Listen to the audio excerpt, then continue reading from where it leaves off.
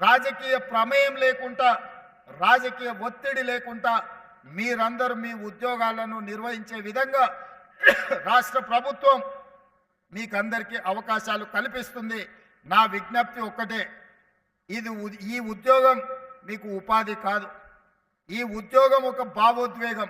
ఈ భావోద్వేగం తెలంగాణ రాష్ట్ర శాంతి భద్రతలను కాపాడడమే కాకుండా ప్రభుత్వం యొక్క ప్రతిష్టను పెంచే బాధ్యత మీ మీదనే ఉన్నది. మేమెంత చేసినా మీరు వ్యవహరించే విధానంతోనే ఈ ప్రభుత్వానికి పేరు ప్రతిష్టలు వస్తాయి. మీరు బాధితుల పట్ల గౌరవంగా మర్యాదగా వ్యవహరించాలి. అప్పుడప్పుడు ఫ్రెండ్లీ పోలీసింగ్ అని నేను వింటుంటా. ఫ్రెండ్లీ పోలీసింగ్ అంటే క్రిమినల్స్తో ఫ్రెండ్లీగా ఉండమని కాదు. నేను స్పష్టంగా మా పోలీస్ మిత్రులకు నేను చెప్పదలుచుకున్నాను. ఫ్రెండ్లీ పోలీసింగ్ అనే పదం బాధితులకు, అన్యాయం జరిగిన వాళ్ళు పోలీస్ స్టేషన్కి వచ్చినప్పుడు వాళ్ళని కూర్చోబెట్టి వాళ్ళ ఫిర్యాదు ఏందో కనుక్కొని ఆ ఫిర్యాదును పరిష్కరించి వాళ్ళకి న్యాయం చేసే విధంగా ఫ్రెండ్లీ పోలీసింగ్ ఉండాలి తప్ప కబ్జాలు పెట్టుకున్న వాళ్ళకో, హత్యలు చేసిన వాళ్ళకో, లేకపోతే ఆర్థిక నేరగాళ్లతో ఫ్రెండ్లీగా ఉండమని కాదు. అందుకే ఫ్రెండ్లీ పోలీసింగ్ అనే దాన్ని రీడిఫైన్ చేసుకోండి. పోలీస్ అంటే నేరగాడు భయపడి తీరవలసిందే. పోలీస్ పేరు వినిపిస్తే కబ్జాకోరైనా, డ్రగ్స్ వాడేవాడైనా, లేకపోతే చెరువులను, కుంటలను, నాలాలను ఆక్రమించుకునే వాడైనా, లేకపోతే నేరాలు చేయాలన్న ఆలోచన ఉన్నవాడు పోలీస్ పేరు చెప్తే భయపడాలి. వాళ్ళను భయపెట్టండి. బాధితుల పట్ల ఫ్రెండ్లీగా ఉండండి. అప్పుడే నిజమైన పోలీస్ వ్యవస్థకు గౌరవం పెరుగుతుంది.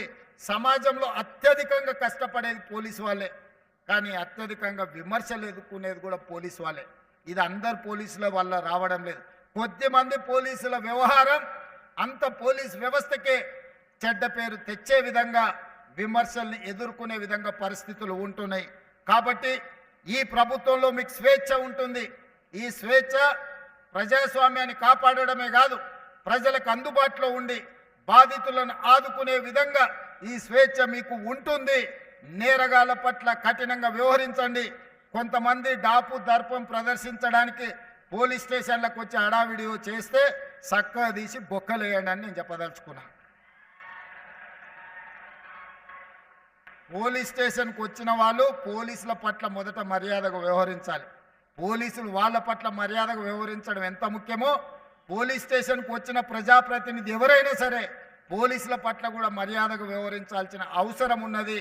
వాళ్ళు అమర్యాదగా వ్యవహరిస్తే మీరు మర్యాదగా ఉండడం వల్ల అది చేతగాంతనంగా కొన్నిసార్లు సమాజానికి సందేశం ఇచ్చిన వాళ్ళం అవుతాము. కాబట్టి ఈ విషయంలో మీకు స్పష్టత ఉండాలి.